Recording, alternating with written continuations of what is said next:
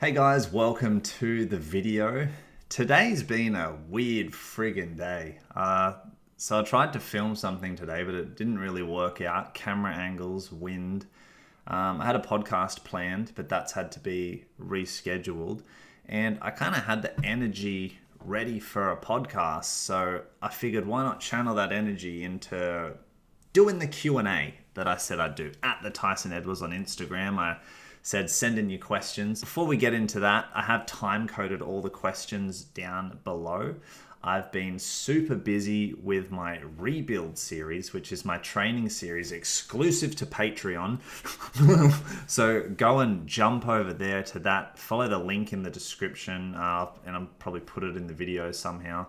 And you can follow my series, 12 weeks looking to build back muscle mass and bodyweight strength, which is my trademark skill.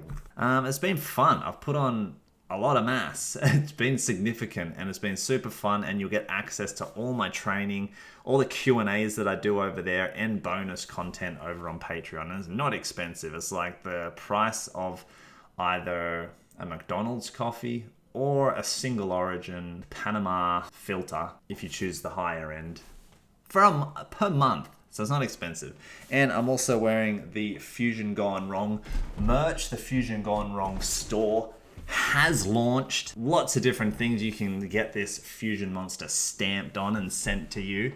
I think this is an awesome design that I had a guy that I know on Instagram who was drawing Clarence and a few other things really well with that Bucky the Grappler detail. And I loved it so much. I asked if he'd do one for the Fusion Monster, and here it is on merch that you can get, link in the description. All right, so let's get into these Q&As. The aim is to be able to read them without glasses and to kind of be a straight shooter today and just try and get to the point without rambling. What's the hardest training event, sport, or skill you have ever done, and why? The hardest training I've ever done has to be wrestling and sprinting.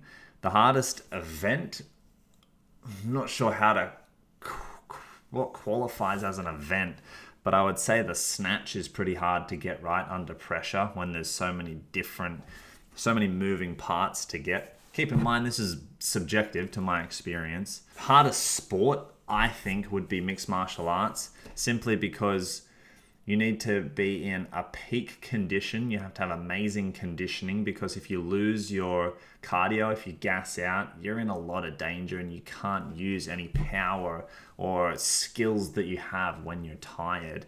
And essentially you get yourself to a peak condition, and then you go in and your opponent's purpose is to injure you. I can only imagine how friggin' hard that sport would be to be involved in. And I've just put MMA. I mean, I guess all contact sports, but MMA, just because you're not just worrying about punching, not just kicking, you're worrying about the grappling aspect as well. And then for me, the hardest skills that I've done is definitely the snatch. It's such a complex skill, but the snatch is different in the sense that you can still hit a snatch and it not be perfect, but you still did the snatch. So for that reason, I've also listed planche, full planche, which is something that I've been chasing, not consistently, but every time I've gone for it, I've just fallen short. I've not been able to hit that full planche just yet. Have you ever tried to do a video with Tom and Juji? You'd be great in their collaboration videos. Thanks. Well, given I'm in Australia and they're in America and the pandemic's happening, there's nothing that can be done at the moment. I'd love to collaborate with them. I don't know if my channel is big enough for them to adopt me. And it's kind of like who you know, isn't it? And I know that Yuri Marmerstein knows Juji, so perhaps there's a link through that. I know Clarence knows Juji. I've reached out to them in the past, because one thing I think that my life kind of lacks, we're getting personal. One thing I think my life has lacked is a mentor for the type of stuff that I'm interested in doing as a career. And I remember a year or two ago, I reached out to Juji and I was like, are you interested in mentoring people that are looking to follow a similar path to you?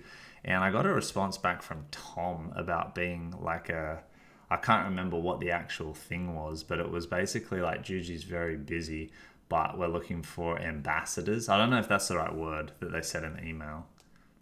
I wonder if I could bring it up actually. Okay, so I found it. So I asked if Juji was interested in mentoring, like had spots open to mentor. And Tom got back and said, hey, this is Tom. I've seen your videos. I like your content. At the moment, Juji is a bit crazy for his own time. I'll holler at him about this. You've got a lot of potential, especially your humour. We're looking to take on some athletes for our fitness equipment line, Grip Genie, and you would be a great candidate. Let me know if this interests you at all. And this was in 2018, the end of 2018. And I said, hey Tom, yes, I'd definitely be interested in any opportunity to learn, would be valuable. And if I can help you guys too, that'd be awesome. Keep me updated. And Tom said, hey mate, I'll talk to Juji and let you know soon. Crickets, motherfucker. I would definitely like to collaborate. But it's not possible in the pandemic right now. And I had attempted it in the past and nothing came to fruition. Am I still doing Brazilian Jiu-jitsu? I'm not doing it at the moment. I am very keen to get back into Jiu-jitsu. I've just not because of the pandemic situation and the fact that if I got coronavirus, it could affect people near and dear to me. But I think they're back up and running where I am. It's just I'm being a bit more cautious towards it and haven't gone back just yet, but I'm missing it a lot. I know this was a jiu-jitsu question, but I've bought a floor to ceiling little punching ball and practicing my striking at home because I'm uncoordinated with that. And I think that's a really inexpensive, valuable piece of equipment to have at home. But yeah, just like the grappling, sparring and all that, I'm really missing it. So I can't wait to get back. Have you ever trained for a skill and at the end just thought this is going nowhere and stopped? So this was a good question which forced me to think, and one arm handstand is what comes to mind. I can't think of any others at the moment, but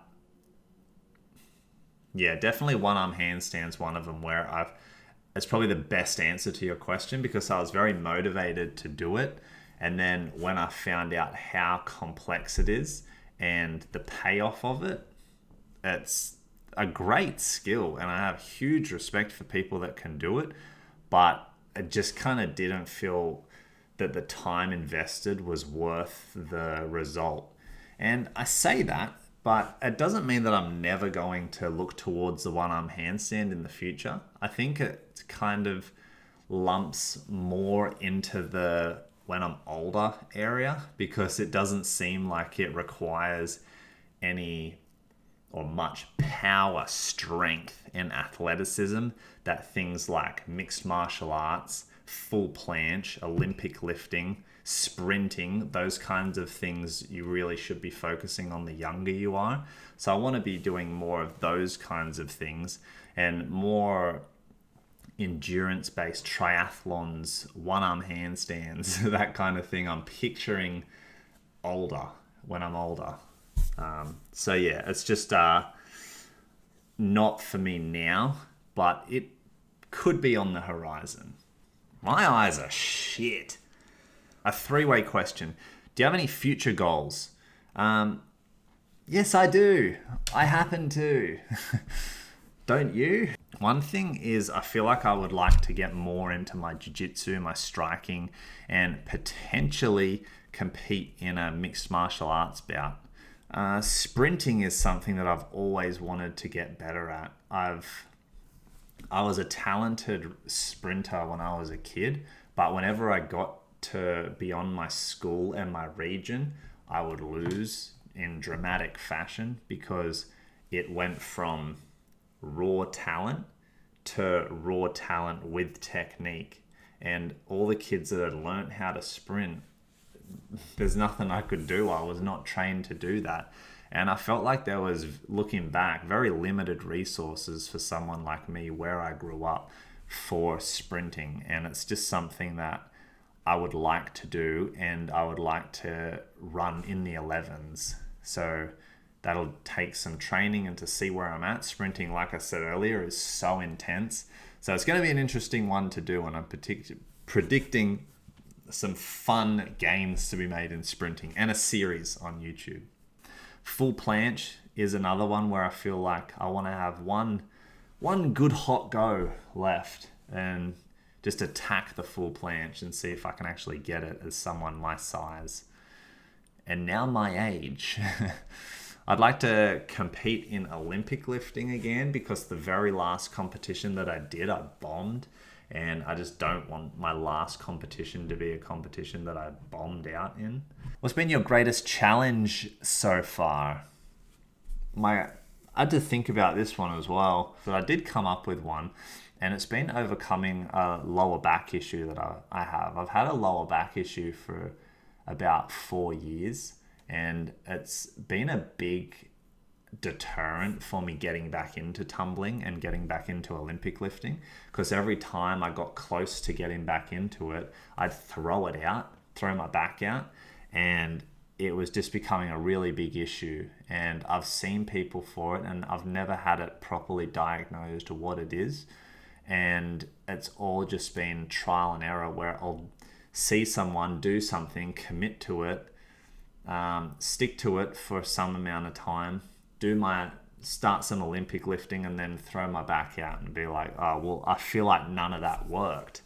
So it's just been really difficult and stressful as someone that loves training and moving, to feel like you've had some of that passion, like Olympic lifting and tumbling, taken from you through an injury that you can't even understand, even though you've invested money into having professionals look at it and help you.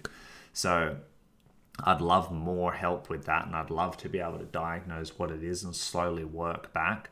My theory is there's some kind of weakness in my posterior chain on the right side, lower back, right glute, somewhere around there, that if I knew what to do, my strength and conditioning could help resolve it.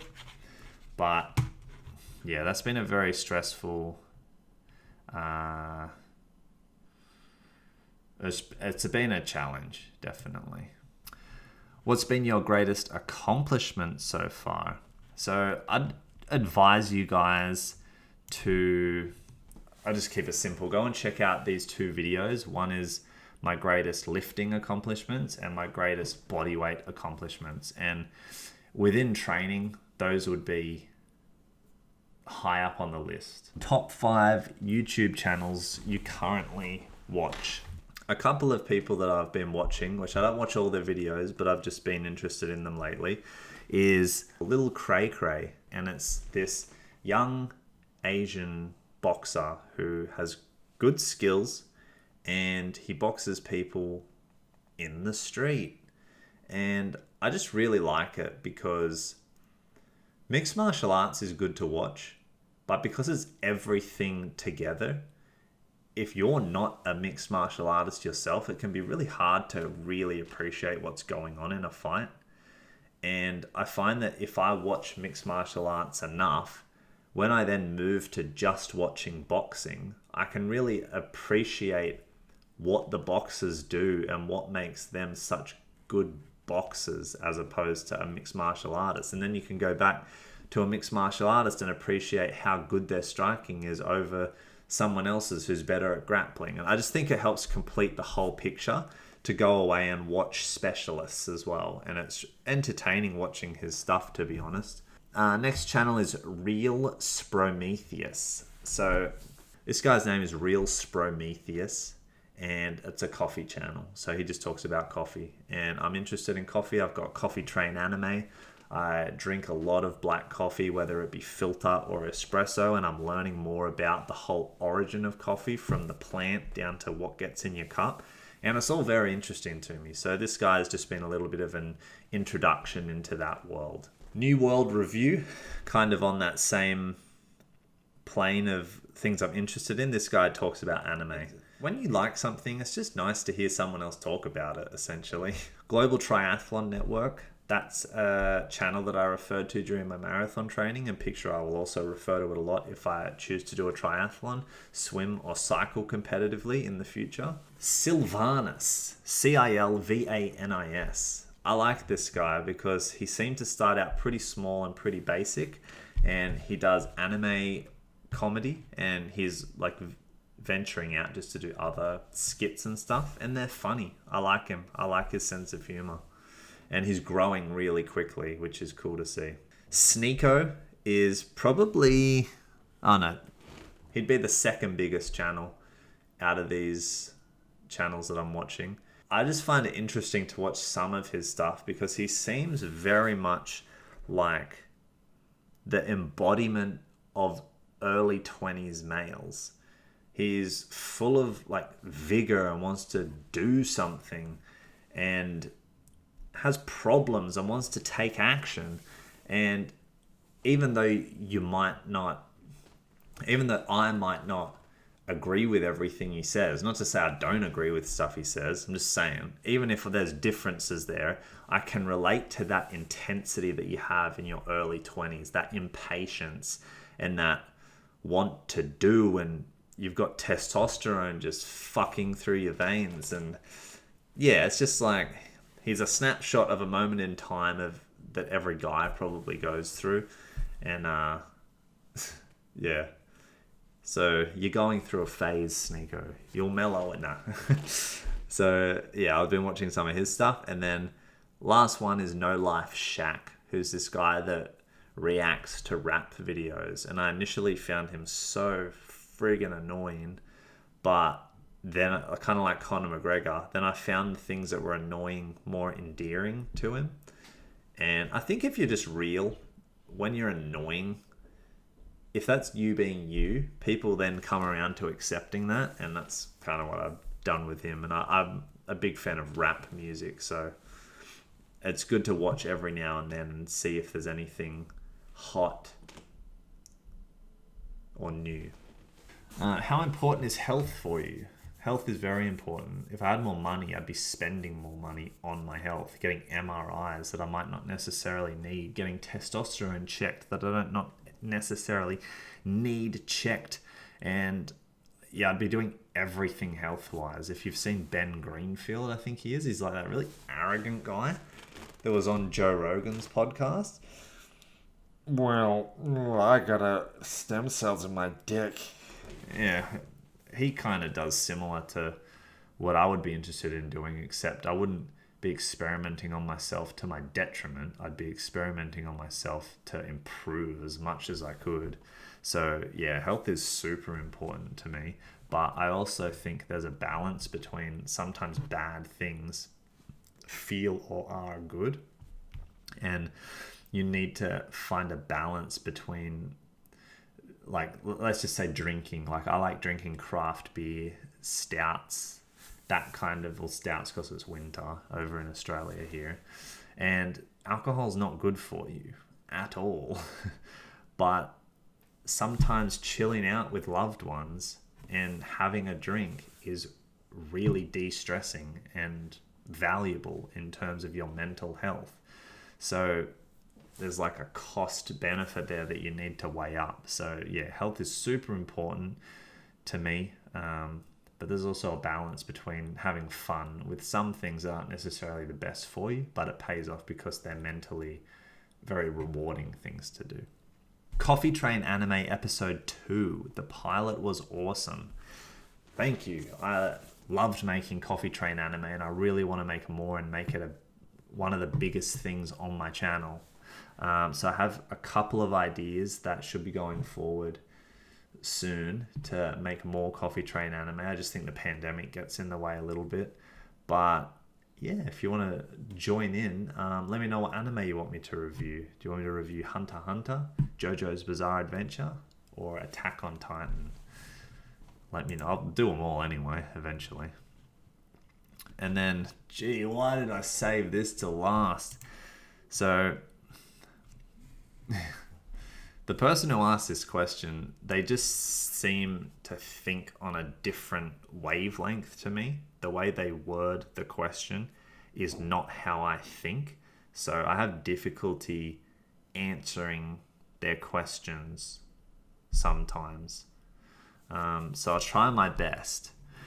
What is the purpose of movement standards? How are standards decided? By what authority? Are standards goals in and of themselves, or more like guiding stars ensuring you stay the course? So, what is the purpose of movement standards? Even that is like, what do you mean? So the way, and that's my mind. I don't mean like at you. What do you mean? I mean like my mind's like, what does that mean? And the way I take it is movement standards would be like in a back squat where there's a standard expected in terms of if you're looking at doing it right and a professional is watching you. You need to shove the knees out. You need to hit a certain depth. You should have your chest up, good thoracic mobility. So the purpose of movement standards is to optimize your movement and to ensure to, as best you can, that you prevent injury. That would be my answer to why there's standards in movement. How are the standards decided? By what authority? To me, I don't think there is a specific authority. I think in a micro, like the microcosm, or in someone's micro view of the world, like I look up to Ilya Ilin, for example, and Ilya Ilin snatches like this, so I'm going to try and snatch like him. I can see why someone would think authority as in, like, who's telling us to do it and I'll do it. But I think movement standards are kind of formed from a collective, and it's not necessarily like a collective of people who have been elected. It's more within the zeitgeist of what is movement. Through trial and error, there's going to be people that are more successful than others, and we're going to just naturally as a group, as a community, adopt these things. And just over many years, there's standards emerge where everyone's going to be back squatting. Let's just stick with that. And then someone comes in and they're trying to back squat and their back is completely rounded, their spine's completely curved and flexed. If the whole group watching them have been squatting for a long time, it's just going to be a given that seeing that is going to, everyone who knows what they're doing is going to see that and know that that's not optimal. That's not the standard expected of a squat. And I think that, it's part of the collective is what determines that. And I also think science determines it as well. The only reason I hesitate saying science or don't say science first is because with things like nutrition and physical activity, I always feel like, not for everything, but I feel like for a lot of things, science has to play catch up because of the methodical nature of science and running an experiment. It takes time to prove things, and because anyone can go out and start eating spirulina, or anyone can go out and start doing, well, for most, not even most people, but do Nordic curls. Like, you can just go out and start doing it. Fitness and nutrition will always be ahead of the research, and that's why you're always going to run into, say, the fake gurus that are saying things are this way when it can't be proven that they're not that way, but something seems sus. So maybe that leads to more questions, but... And then the last part was, are standards goals in and of themselves, or more like guiding stars ensuring you stay the course? So I think having standards, if you don't have a grandiose vision of where you want to be, and it's specific and it's triggered just from your life experiences, but you know that, say, squatting is good for you, then the standard can be the goal to perfect your back squat, even though perfection is not achievable, to have a good technique back squat. When you train to move in a way that is, why am I doing that? Like the lizard is the be all end all of movement. Yeah, I think it can work both ways. I think that the standards of a movement can be your goal, but I think they can also be your guiding star, because people have style as well. You see in MMA, there's a way to throw a punch, but some people can cut angles better or in ways that you don't see anyone else doing. Yeah, so that's my best attempt at answering that question. Let me know if it triggered more questions or whatever. We can have more conversation about it. Thanks so much for sending in the questions. I did timestamp them so it's easy for you to navigate through them, because I know this is like a big amount of content to drop. And yeah, make sure you check out the Patreon. Grab yourself a Fusion Monster t-shirt, iPhone case, tote bag, hoodie, and yeah, I'll see you guys for the next video. Peace!